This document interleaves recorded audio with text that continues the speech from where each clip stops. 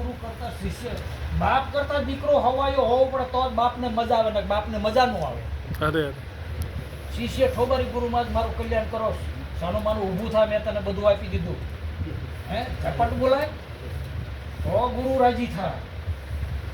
છોકરો રડતો હોય, નકરો રડતો હોય તો ન હાલે, સંસ્કારી હોવો પડે, રડતો હોવો પડે, સંસ્કારી હોવો પડે, અપલખણો પાસ ન હોવો પડે, ત્રણે તાલ હોય તો જ બધે સેવા સત્સંગ ત્રણે બધું હોય ને.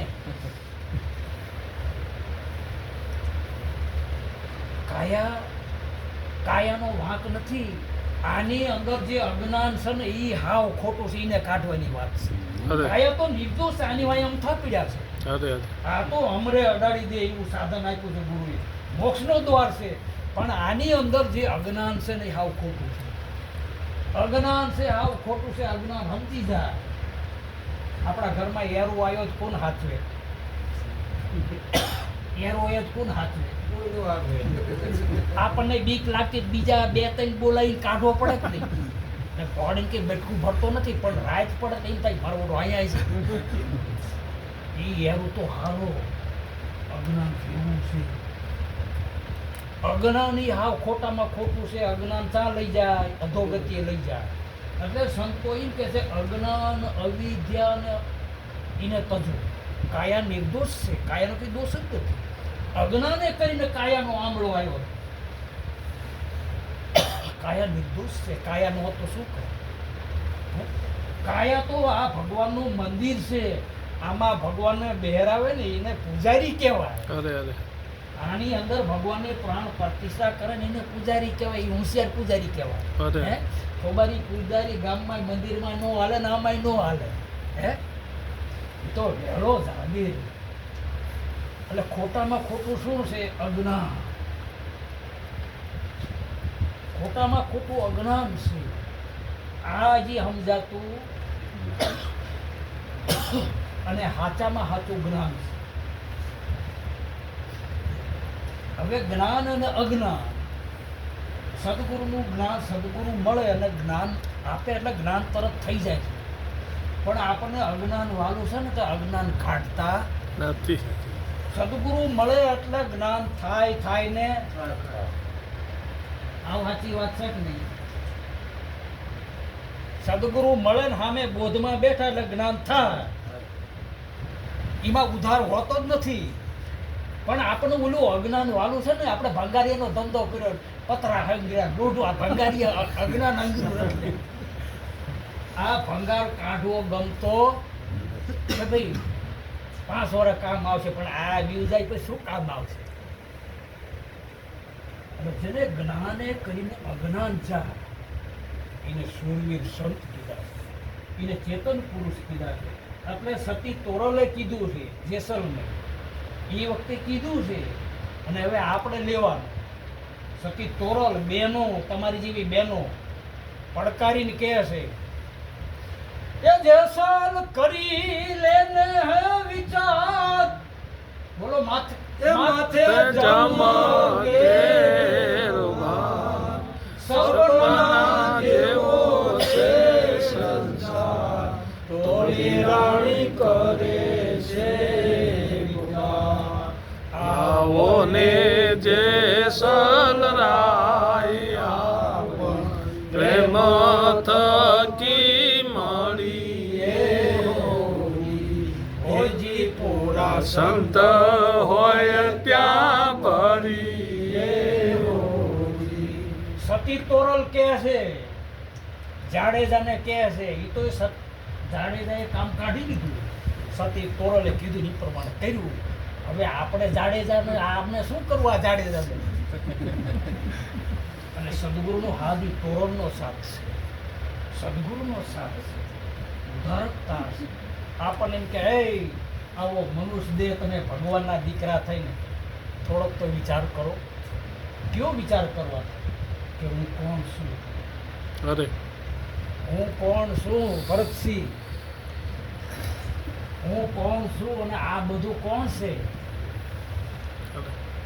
વિચાર કરો, ખાલી વિચાર કરો, ભલે યાદ ન હોય. અને અત્યારે તો પાકું કરો મારા બાપ, હું કોણ છું? હાલો થાવ ઊભા, ખમાન મારા બાપ હાલો હે? જમ રહેવાય છે હું કોણ છું, તમે કેવા છો કહી દો કે નહીં, હું આવો છું, જમ કહી દો છો. શું તમારું નામ છે? તમારું નામ શું છે? જો, તો તમે કોણ છો એમ તો કહો, મરદના ફાડી આવો હાલો. પણ એ કહેવાય એવી વાત, એ રહેવાય એવી વાત છે એટલે નથી બોલાતું. હો? બોલ્યું બહાર પડે અને રાંધ્યું અને કાંઈ એ પ્રમાણે હોય તો બોલી જવાય. નક્કી બ્રહ્મ શબ્દનો વ્યર્થ ઉપયોગ કરવાની સંતોએ ના પાડી છે. સંતોની કમાણી છે આમાં સિદ્ધ કરવાની વાત છે. અને ખબર હોય તો ધન્યવાદ છે, અને ન ખબર હોય ને તો કાનમાં કાનમાં કરોડું તું મારો શિષ્ય ને હું તારો ગુરુ એકાદી પૂછી દેવાનું. મહેશ બરાબર સાચું શું ને ખોટું શું આપણે બુદ્ધિનો ઉપયોગ કર્યો. આ પરમાત્માએ જગત બનાવેલું છે એ બધું સાચું છે, એમાં સાચું ખોટું આપણે ડાપણ કરીને ઊભું કરેલું છે. આ ડાયોના મૂર્ખોના હાથો આપણે એ ડાપણ કરવાનું નથી. આપણે કેવું ડાપણ કરવાનું? બધા અમને કીધું ને બધા અંગાતે હળી મળી. એટલે તું નાનો હું મોટો એવો ખ્યાલ જગતનો ખોટો. હજી અડધા જ બોલ્યા હો. બોલશો ને તો મારો નાથ રાજી થશે. અરે જો આપણે જમતા હોય ને પછી અમુક અંગત માણસ બેઠકું દેવા આવે, એ મોઢું કેટલું ફાડવું પડે, બોલવું પડે તો બેઠકું હે ભાવ છે. તું નાનો હું મોટો એવો ખ્યાલ જગતનો ખોટો.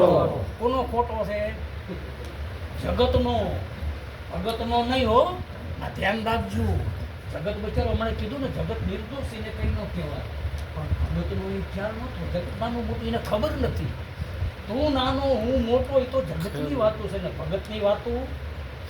નાનું મોટું છે આમાં ભાઈ હે એના ગુમાનભાઈ, નાનું મોટું આમાં નાનું મોટું છે કઈ મારા હા કાઢો ને ખબર પડે બેનો. નાનું મોટું કઈ ખરું?